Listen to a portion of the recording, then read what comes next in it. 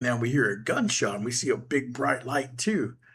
So, man, somebody shot at something really close by us.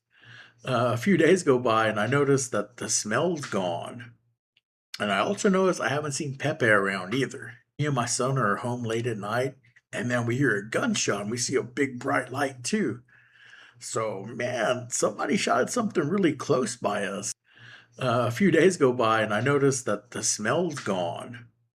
And I also notice I haven't seen Pepe around either.